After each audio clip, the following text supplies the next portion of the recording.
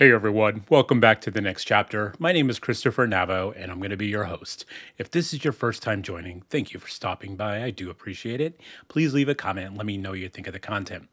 Today's video is my weekly wrap-up from the last part of October into November.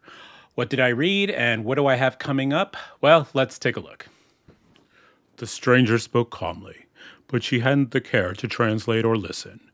Instead, she stroked Lorik's hair as he slowly fell unconscious. Her chin shook as tears rolled down her cheeks, mixing with the rain falling from her jaw. All right, to start off with what I read last week, I read Curse of the Fallen by H.C. Newell. This is book 1 of the Fallen Light series. And a brief synopsis of the plot here is we follow primarily this character called Narana. She is cursed with being born of magic, and she is bonded by this dark order called the Order of Sorrow, which is hunting her down because she has the ability to use magic. Magic is very taboo in this world, and you're considered a demon if you use it. But Narana is also on her own mission and quest of revenge as well. What I like about this book was I have a weakness for just that quest story, and this is a quest driven story. However, what makes this even more compelling and more enjoyable were the characters themselves, and I think character is where HC really excels here. We have primarily, we follow Narana and her friends Lorik and Gil, and they just kind of make this very platonic friendship of three friends who've known each other since the start of the book. You can tell there's already this like history with these characters. They're able to have some fun with each other, some banter. It's moments like that you appreciate because it does take away from some of the otherwise darker tones to this book. Yeah, I loved the dynamic with these three characters. And there's more characters to mention here, but I think it would ruin some of the surprises that are in store for readers. So I will leave those in the dark, but I did want to focus primarily on these three characters and how well they work together and how well their friendship is just this like strong binding force that keeps them moving, that keeps them surviving through this otherwise, like I said, very dark kind of presence in this world. The world itself, again, there's a bleakness to it. There's a lot of vividness to this world as well. There's a lot of unique things that again, it's just like I want to talk about them, but I don't want to ruin anything. I think it's just something that has to be experienced, and HC she really throws in a lot of unique like sometimes off the wall things that happen, and it just works. It was a lot of fun. I don't know how many books are in the series. In the beginning of the book, it looks like there was 6 so far into this thing, and I do have the first 3 as I showed off last week. Definitely a series I'm going to plan to continue. I love, I just want to end with, I like how Newell also doesn't hold your hand. She kind of throws you into this gritty world, and but things aren't really, you don't get the long expositions that comes through the character. You eventually learn as you grow with these and continue with their quest. So that's how you learn the information, and she just presents that all really well. The print is small than I'm normal to, but hey, that's okay, because it did not take away from my enjoyment of this read, and I do recommend you guys giving Curse of the Fallen a try. I will definitely be continuing on with this series. I'm gonna probably take a couple weeks before I get into book 2, just to fit in some other reads. Heard it gets better actually from the first book, and I think this is just a really strong start to I think what's going to be an amazing series. So kudos to the author, and definitely take a look at this book. As to what I'm currently reading, well, I am beginning my continuation of my journey through Malazan Book of the Fallen by Stephen Erickson, and I am on book 3, Memories of Ice.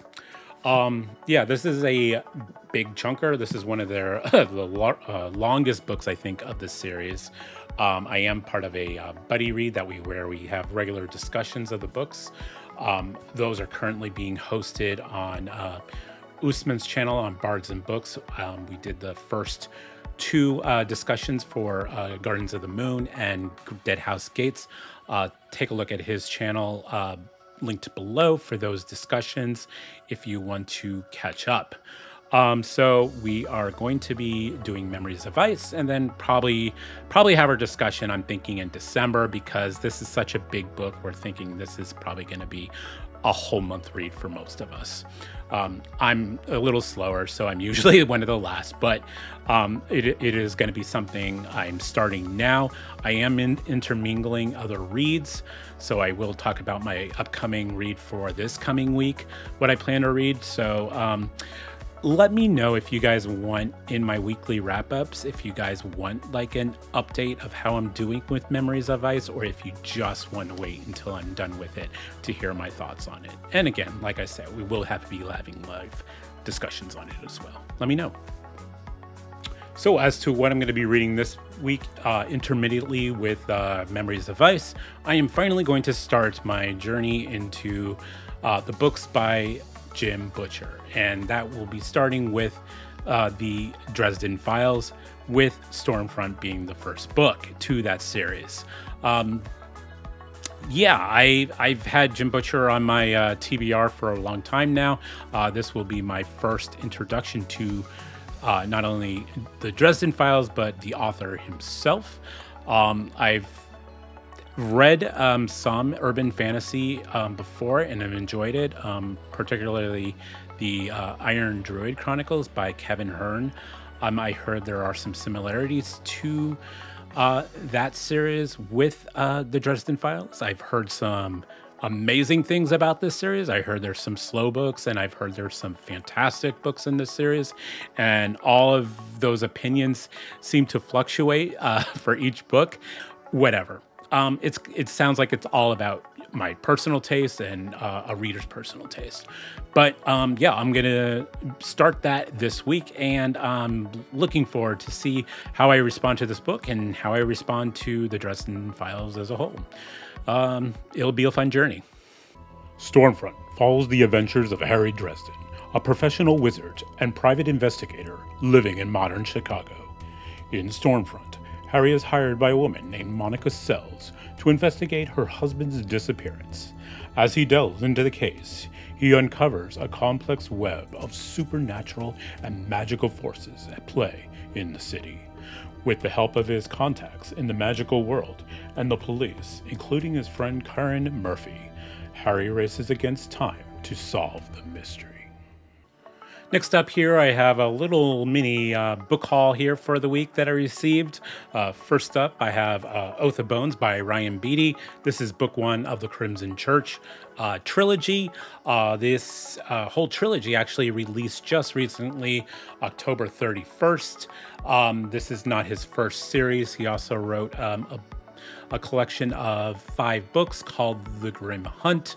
I have those on my shelves as well, but I haven't started that yet, and I will probably actually start with his more recently released series first.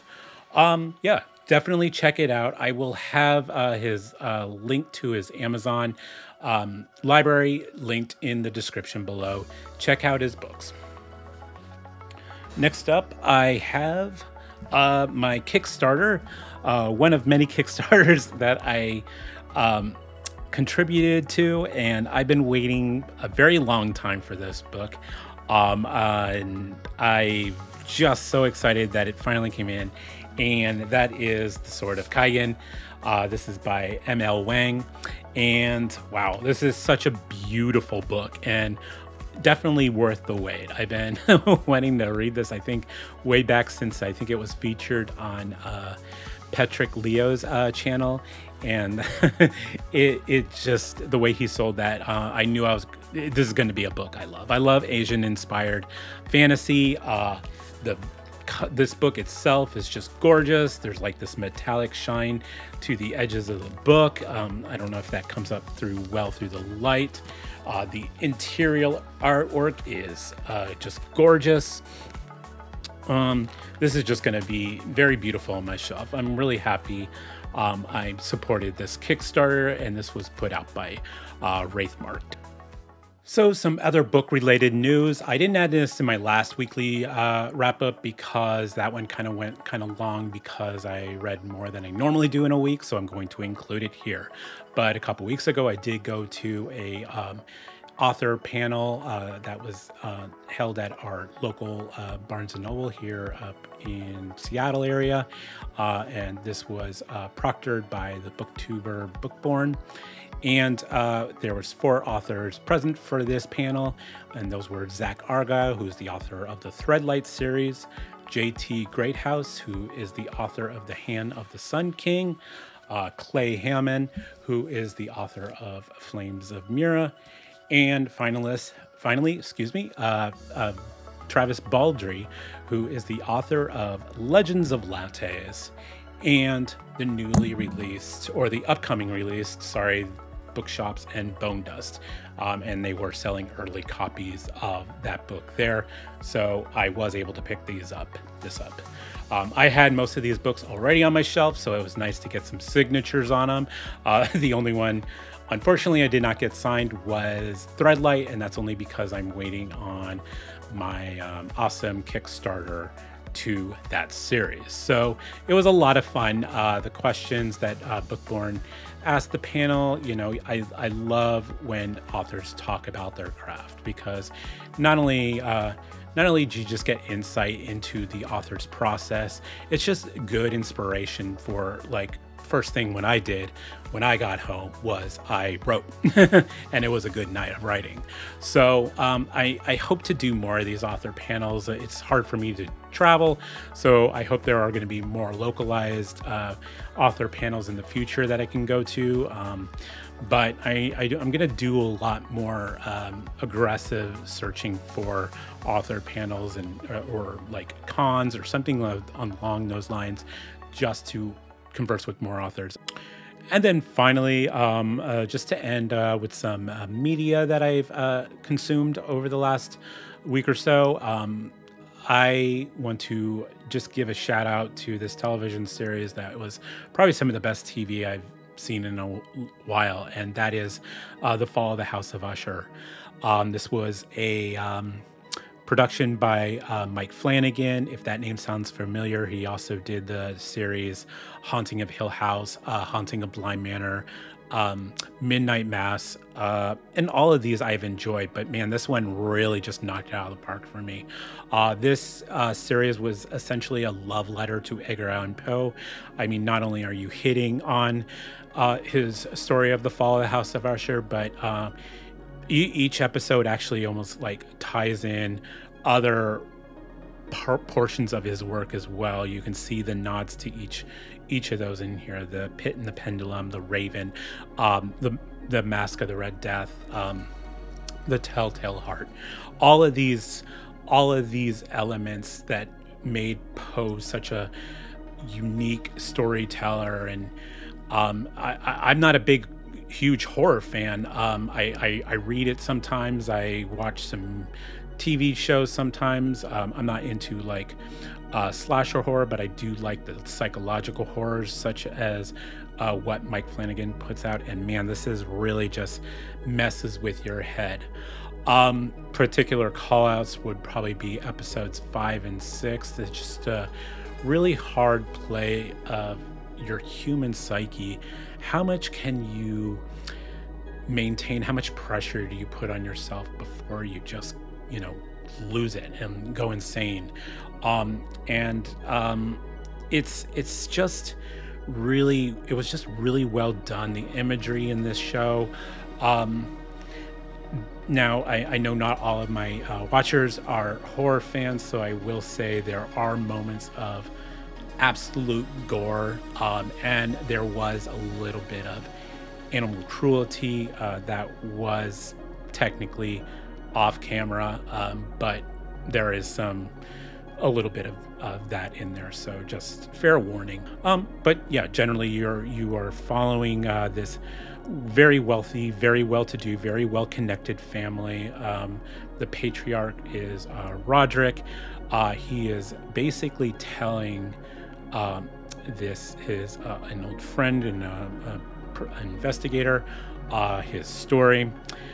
We also follow his twin sister Madeline, and then Roderick's 6 kids. And so each episode kind of gives us a focus on those 6 children, and then of course himself as well as Madeline, including a lot of like flashback scenes between the brother and sister dynamic here. There's a lot of the returning actors you see in Mike Flanagan's works returned here, and then including some new actors as well.